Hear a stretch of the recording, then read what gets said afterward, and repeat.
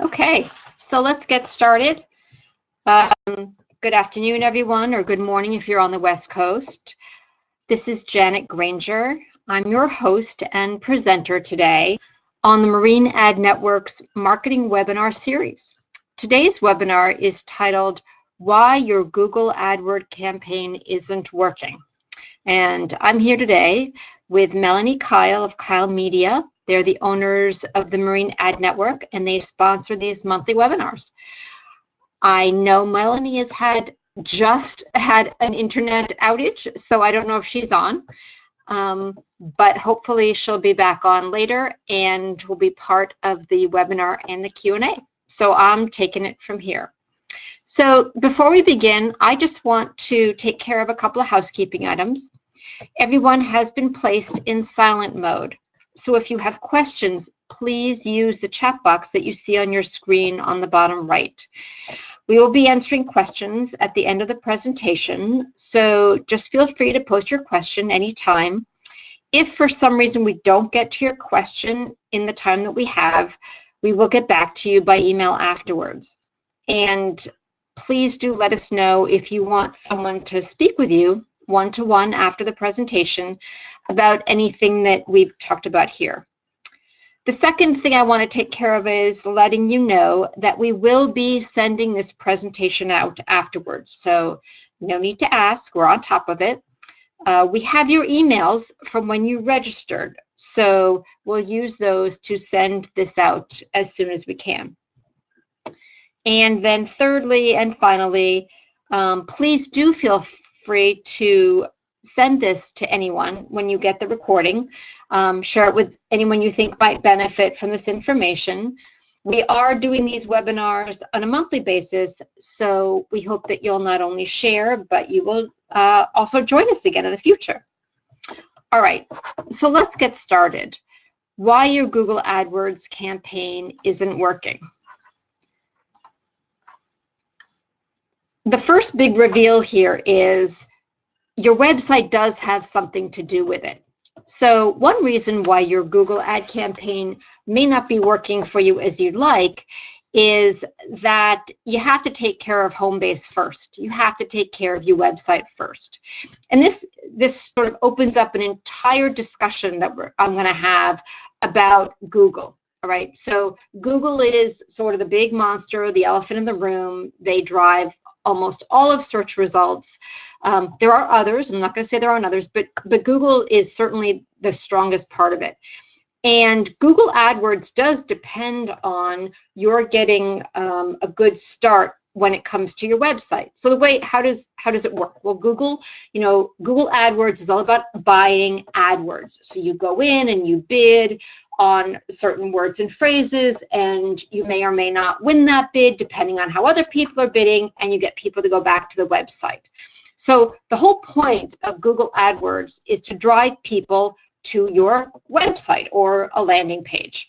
But basically it's to draw people in.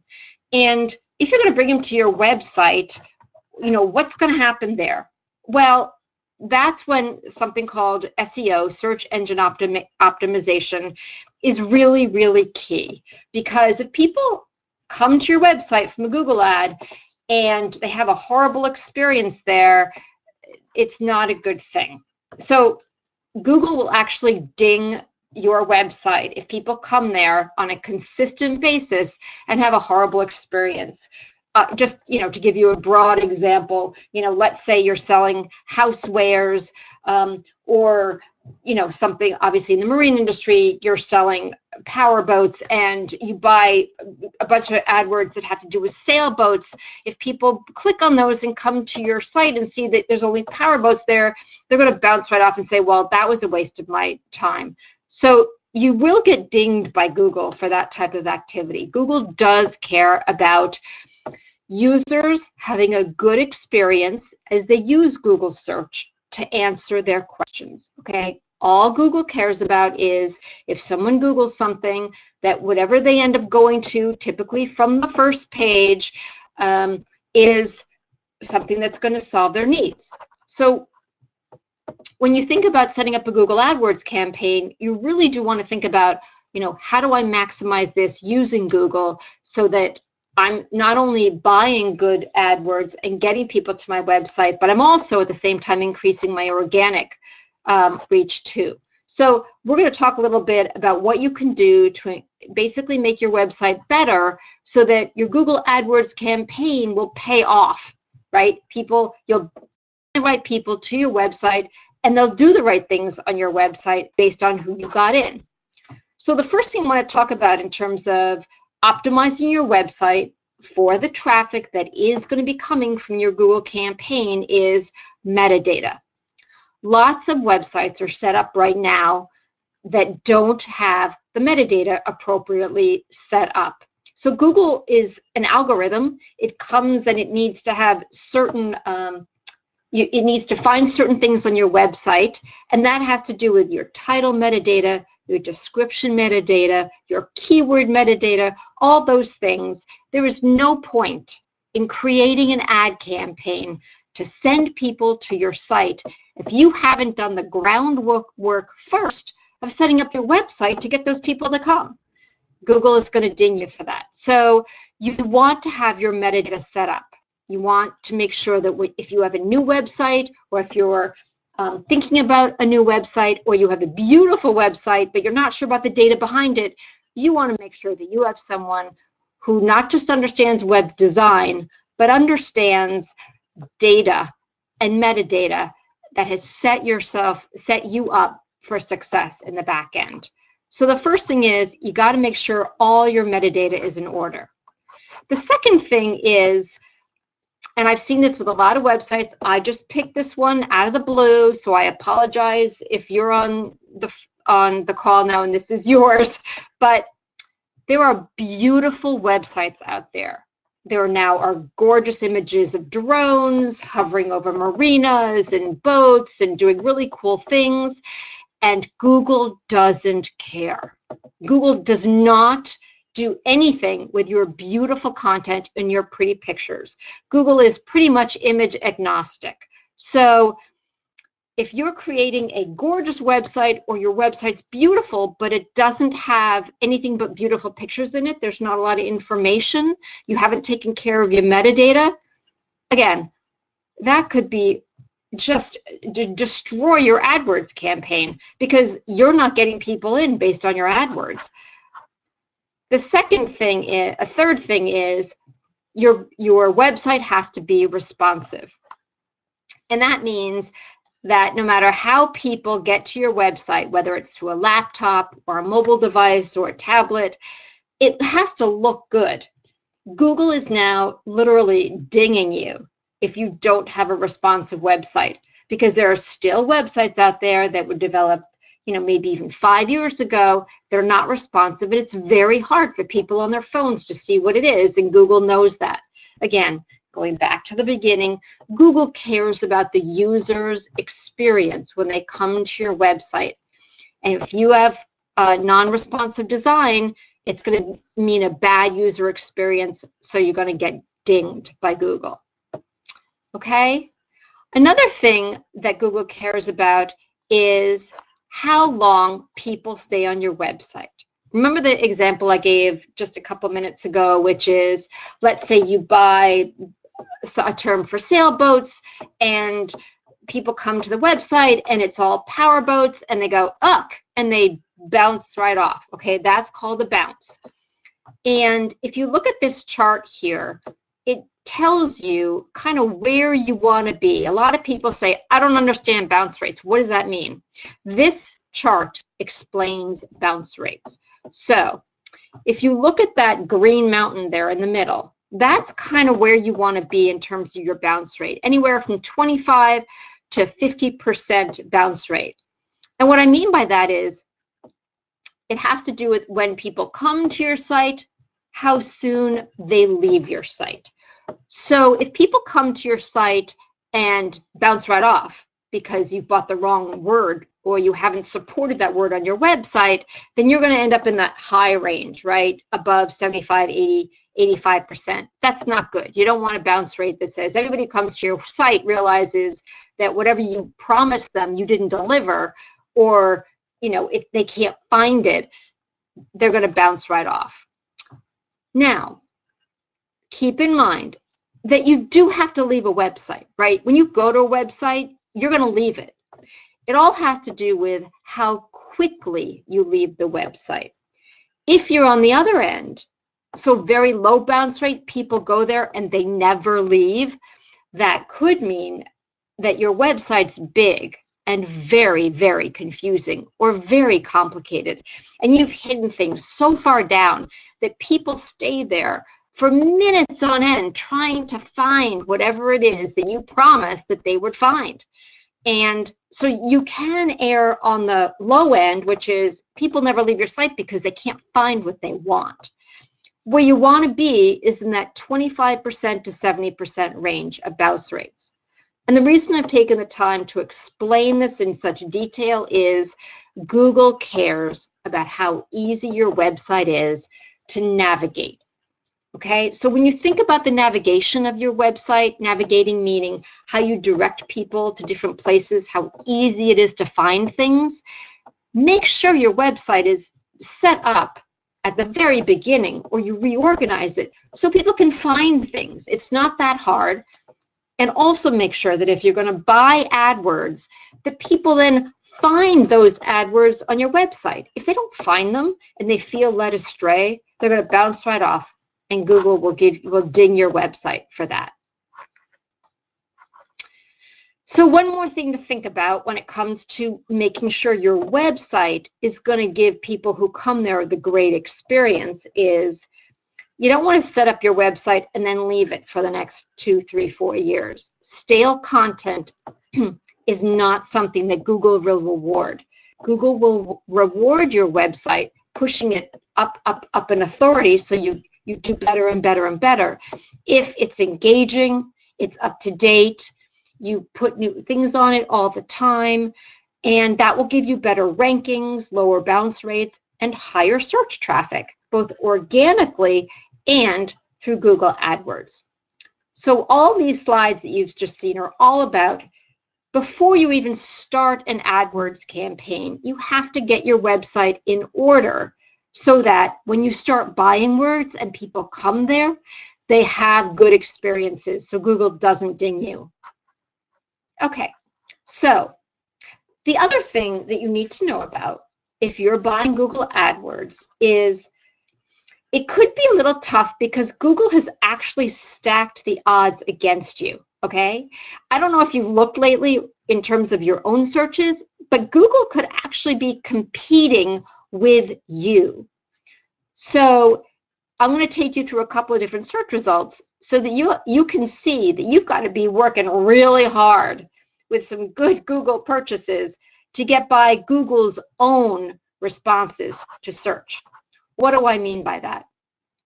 Okay, so here's a typical Google search. I decided to get a little nerdy and go, what are the best center console boats?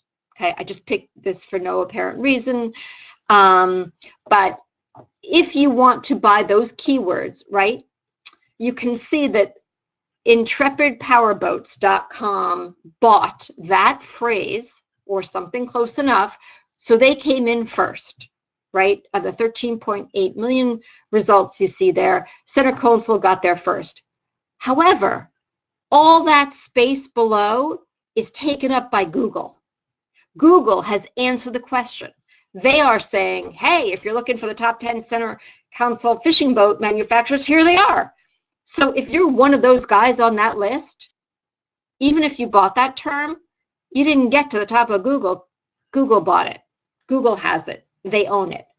So if you're buying Google AdWords, you need to know that in a way, you're competing with Google. That will affect your results. I'll give you another example. If you're a local manufacturer, dealer, marina, you want people to find you through local search, right? It's not a national search, it's a local search. Okay, now it's even harder. If I look for the best marina in Fort Lauderdale, I use Fort Lauderdale because I live in Fort Lauderdale, then look what happens. I put best marina in Fort Lauderdale and Google is at the top of my search results. out of the 11.7 million results, Google decides to put itself first. So it has chosen what will come up: Lauderdale Marine Center, Boathouse. I can sort by, you'll see I have my option. I can sort by the best match, or I can sort by distance. You can do that when you do a local search, but it doesn't matter how much money anybody spent here. Google put itself first. So if you're having problems with Google, this is a way of saying, explain to your clients or explain to your owners that, this is a reality. Google has gotten into the business of now competing with you. Number 3, the other reason, another reason you may not be getting the results you want from your AdWords campaign is that in the end, you may not know your target as well as you think you do. And I say that with all sorts of love from someone who's been doing this for years, that the best of us have made this mistake in the past. You need to sit down and think, what problem are you solving? And how are people looking for a product or service to solve that problem, right? What exactly do they type into the search bar? And the reason I'm being that specific here is I'm going to give you an example from my past. Before the Marina Focus, I worked at a company that was sort of in the direct mail space. And we sold machinery and software that helped get things out in the mail, right? So since we were selling this software and this hardware that basically was helping people to send things in the mail, we thought, well, we'll buy these terms: folding and inserting mail, fold and insert mail, insert and fold mail, every permutation on the fact that our machines and our software helped you do this. And you can see there are companies here that have done the exact same thing. So if I looked for folding and inserting in the mail, I got almost 3 million results for that, for those machines. But we had an SEO guy working for us who was helping us with our AdWords, and he said, okay guys, you think you've been so brilliant, but that's not what people are actually typing into the search bar. You may be selling folding and inserting equipment or software, but what people are putting in is, I want something to help me stuff envelopes. And you'll see here that instead of 3 million, there's now 17 million results, because that's what people are looking for.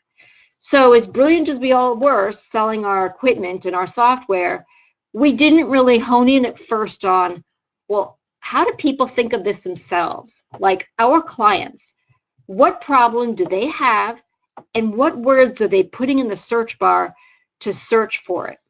So there's a chance that if you're not getting the Google AdWords results that you want, you may be buying words that you use that are sort of, the buzzwords in the industry, but they're not the words that your clients or your prospects are using in the search bar. Okay? Number 4, and this is my last one. You have to be in this for the long haul. There is nothing more frustrating than working with anyone who thinks they're going to get results the first month.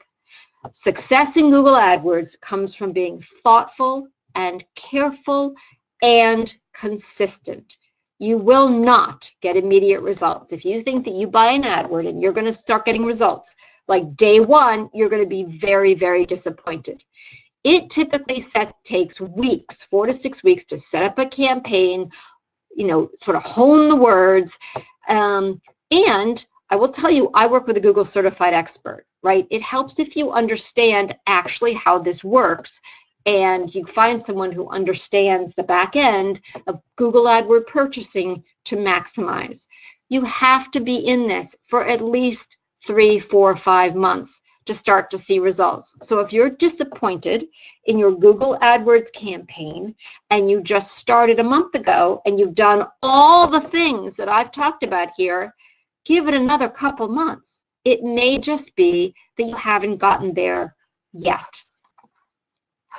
So to sum it all up, the path to success when it comes to maximizing your Google AdWords campaign is, first, make sure your house is in order. Set up your website with SEO in mind so that when you get this traffic there, they have a good experience, and Google basically helps you with your authority and sends people there instead of dinging you and saying, no, I'm not going to send people there because they have a horrible experience. Two, you have to really learn and think about how your target market thinks and searches. Are you using your industry buzzwords, or are you thinking about what they use?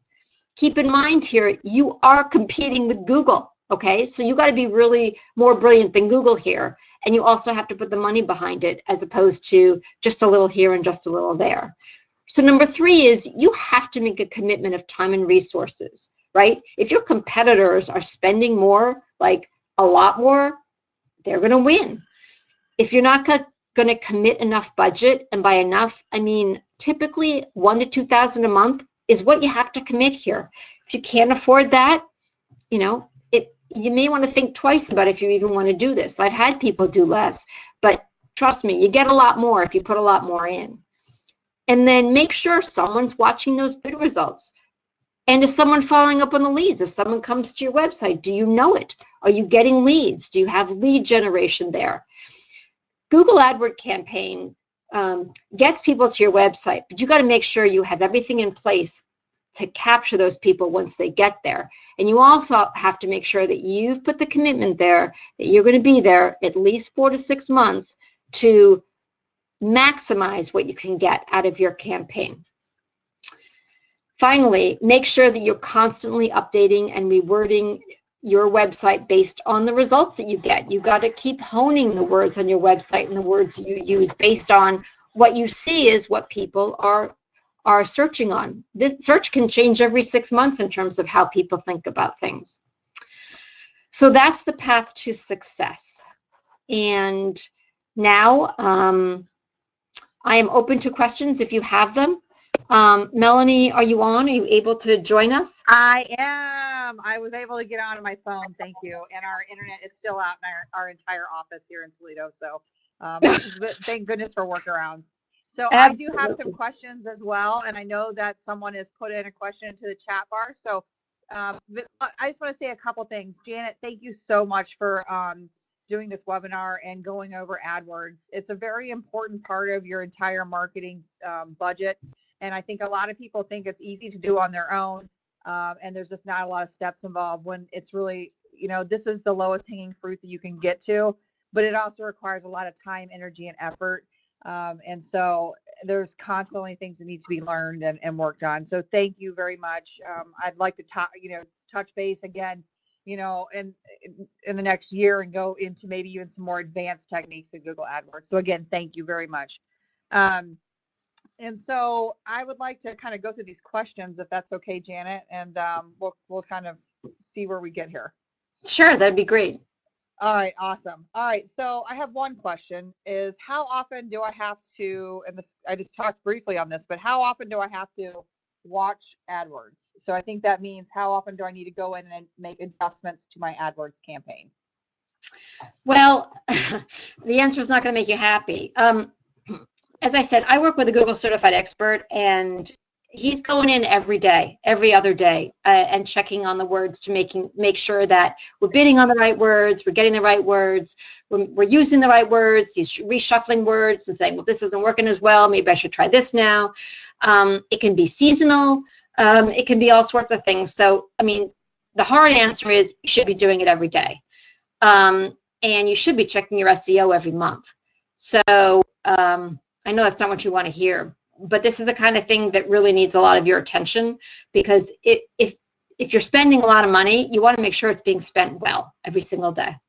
Yeah, I agree. And I also want to just chime in here a little bit in that it's very important. There are so many companies out there that I'm sure are hounding every one of you guys about doing AdWords for you. And if these people do not understand the marine industry, and if these people do not work in the marine industry, there is no way they're going to be able to provide you an effective AdWords campaign management tool. I've seen it time and time and time again, people coming to us with frustrations because of their AdWords campaign. And it just simply comes down to the person running it does not know what a center console vote is. And it sounds silly, but if you're not in the marine industry and if you're not a boater, you don't understand those terminology and what people are looking for. So it's really, really, really important to find someone that knows what they're talking about in terms of not only Google, but in terms of the marine industry as a whole. So that's my soapbox on that. I've heard so many horror stories. Okay. No, I agree. It is an issue. All right. So say we spend $1,000 a month. Someone asks, what should we expect to get in return if we're spending that much? So that's a really good question. A lot of things. First of all, if you're spending that much, you should make sure that you're at least seeing reporting, right? I usually give reporting on a weekly basis, but you should be getting all types of metrics about, what you're getting. Are you getting traffic to your website? What happens to that traffic? Where are they going? Are these people converting to leads on your website? You really need to set what's called conversion tracking on your website so that you can measure, did calls come in? Did people fill out forms, pop-up forms, contact me forms? Are they getting leads, right? Are they contacting you some way? Are they walking in the door? If you're not gonna, one of my mantras is, if you're not gonna measure it, don't bother doing it. So if you're actually gonna do AdWords, you have to set up all those metrics ahead of time before you even begin, so that you can see as soon as you start to spend money what you're getting for that. Amen. Okay. All right. Kelly asked, should we use AdWords that returns a higher Google result or a lower Google result? Okay, so I'm thinking that she is asking, should the number be higher or lower in the search results? I think, Kelly, you might have to expand on that just a little bit if Janet needs some help there. Yeah, no, I think I know what she's asking. So here's the thing, and I'm gonna burst your balloon a little bit, which is you kind of want in the middle, right? So if you get a Google, if you want to try to buy a word like boating, don't bother, because you're not going to get it, right? I mean, boating, everyone wants that word, and only the most expensive buyer is going to get it. And so that's going to have a really, really, really high return. And the answer is there's going to be high competition, so don't even bother. And on the other end, really, really low, if you get so specific that no one is looking for it, I mean, you can come up with a sentence about, and one doesn't come to mind, but something so minuscule that no one cares. You kind of want something in the middle. So that is what she's asking. You want to get it on a local search so that there's enough people searching for it that if people are looking for it, they're going to find you. But you don't want to put yourself, if you don't have a huge budget, in so much competition. It's sort of like a hashtag on Instagram, right? Everyone puts the hashtag Instagram, but who's going to see that? You want to make it a specific enough term that people will end up coming to you. And it would take another hour of explanation one-on-one with her. So I'll leave it at that. No. All right. Awesome. Thank you. Kelly, feel free to send Janet any questions or afterwards as well if you want a further explanation there. I'm sure Janet would be love to talk to you afterwards. All right. We have another question from Kenneth. What is considered a responsive website? Oh, okay. I'm sorry I didn't define that. A responsive website is one that you can read easily on any device, mobile, tablet, laptop, and a great example is I have a client right now who are redoing their website because the way it was set up on a laptop like 10 years ago, you couldn't see the form that they build on the right-hand side on your phone. Okay, well, first of all, not being able to see a form is like death, right? I mean, because that's what you want. You want people filling out a form, but also people put PDFs on their website, and if you open them up, there are these teeny, tiny little things. So basically, responsive means the design of the website shifts so it's easily read on any device. And don't be afraid, if you get in a situation where your website is not mobile friendly or responsive. Yes, you need to start setting aside a budget to do that, to go in that direction, to get your website redone. But there are workarounds in the interim. So we can create what we call landing pages, and the landing pages can actually be mobile friendly. So you're basically just creating a one-page mobile friendly site with a form in it. So there are some workarounds there, but I would definitely encourage everybody, you really need to start moving in the direction of getting all your websites mobile friendly. I know it's a pain, but it's past time of getting that done now. Exactly. Yeah. Okay. Okay. I think that's about it, Janet. I think that we've covered all the questions. Okay, and also we're at the end of our 30 minutes, so I think it's a good place to end. So thank you everyone for joining us. We hope that you'll join us again for the next webinar on February 12th, when we'll be talking about how to turn trade policy challenges into marketing advantages. In the meantime, if you'd like some better results for your marketing or just an overall marketing strategy so you can get more people coming to your website or business, please feel free to reach out to me at janetgranger.com. I can help you if you don't even know where to begin. So thanks so much. Thank you, Melanie. And we hope to see you in February. Have a great week, everybody. I apologize also, Janet, we did have some more questions down there that I didn't see because I'm on my phone and I didn't see them. So we do have a couple questions. Those of you that want to jump off, you can, but Janet, is okay if we touch on these questions really quick? Absolutely. Before we get on. Okay. One was, can you touch on Google Analytics and why the results we see never match the metrics given to us by media outlets? And you can touch on that, and then I can touch on that because this is a daily occurrence with us as well. So, all right. Well, why don't you give your spiel first, and then I'll give mine. Okay. So it just never, in a perfect world, everything would match up. Google measures things very differently than every other ad server out there. So Google is not measuring an impression. They're measuring a visit, which is a little bit different. So if somebody visits twice within, I don't know what the exact time frame is, it's only going to measure one. People have ad blockers on their phones, not ad blockers. They have the privacy settings on their phones and computers. If that happens, it comes up as an unknown. I don't remember the exact, but it won't show up in any of your reporting either. So they've got everything blocked. They may see the ad, but you're not getting any kind of data information back from them in terms of Google Analytics. That is probably what's happening 9 times out of 10. It's the biggest problem that we have. And so our ad servers are showing it served, but they have their privacy settings on their computer set or some kind of, so we're not collecting any demographics back, Adword or Analytics aren't, and therefore it's not showing up in any of your reporting.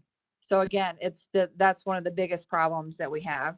Janet, do you have anything else to chime in there on Google Analytics? That's a whole other piece in itself. Yeah, so for Google Analytics, they do something really kind of funky, which is, if, to your point, if Google doesn't know where someone came from, their dumping ground is direct. So, they came from this or from that, but if they can't figure it out, they sort of dump it into direct. So, so sometimes those numbers can be skewed a little bit. Google didn't know what to do, so your numbers may be higher for what's called a direct source, which often means people type the URL into Google, into their browser, and then you came up because you were in, they'd saved from before. So there's some funky things that go on with Google Analytics, and it just has to do with understanding that kind of funkiness, as Melanie was explaining. Yeah, and there are a lot of third-party tracking sources out there that you can use that are very inexpensive. And they give you another layer, which again will be completely different than Google Analytics. But the tracking will show you everything. It will show you if it's bot traffic, if it's where exactly it's coming from. It will give you the IP address of every single person that went to that website. And so we use a service in the Marine Ad Network called ClickMeter. ClickMeter is one of those services. They charge by the amount of impressions that you're monitoring per month, but it's very inexpensive.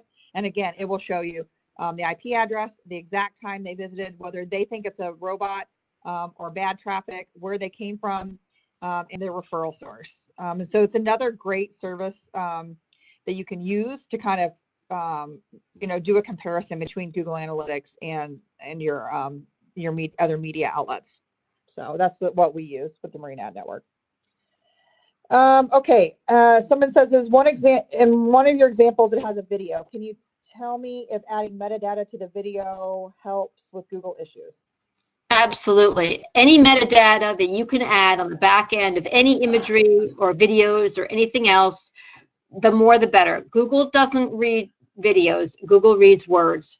So, the the alt data, the metadata, anything you can add on the back end behind those things, in addition to those things, tagging those things, yeah, that'll help. Yeah. Okay, what is the expected cost of AdWords for a sailboat manufacturer? As much as you want to spend. That's from Kenneth. Yeah. Yeah, I mean, like I said, I would start, if you're a manufacturer, with at least $1,000 a month and see what that gets you. At the end of $6,000, you know, for the AdWords campaign, if you don't think it's worth it, fine. But I would bet if you are working with someone who's watching that thing every day and understands the exact terms that sailors are using when they're looking for you, okay? Sailors, what sailors are using. Are you hearing what I'm saying? Not what you would use, what people who sail would use, or what dealers might use if you're selling through dealers, right? So you got a couple of different clients. You got the dealers that you're selling through, unless you're selling direct, or you've got, you know, the sailor. So I guess what I'm saying is, you know, you got to spend a lot of time on this, and start at 1,000 and see where it takes you. Yeah, I agree with that. And also, you know, unfortunately, manufacturers are in a little bit more of a pickle because that conversion time could be a year, 2 years. I mean, my husband and I started looking for our boat 2 years before we purchased it. And so there's a really long conversion time there. And so you have that going against you as well.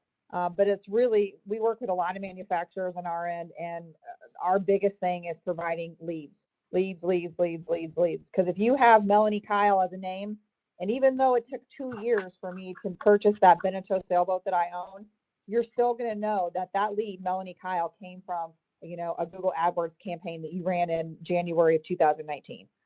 So you're going to be able to track that process to the very end. So Okay. I think that's it now. That was a lot of questions. So I'm glad we had some questions today. Okay, and thank you for those who stayed till the bitter end. We appreciate it. We'll be sending a link out to this webinar later on this afternoon as well. So you'll have a link if you want to rewatch it or go back to reference anything. And again, Or share.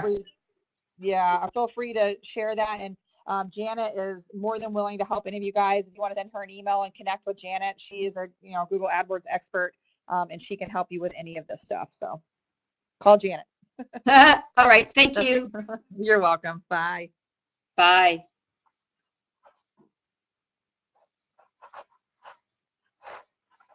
Hey, Janet, I think you're going to have to actually end the event because I'm on my phone.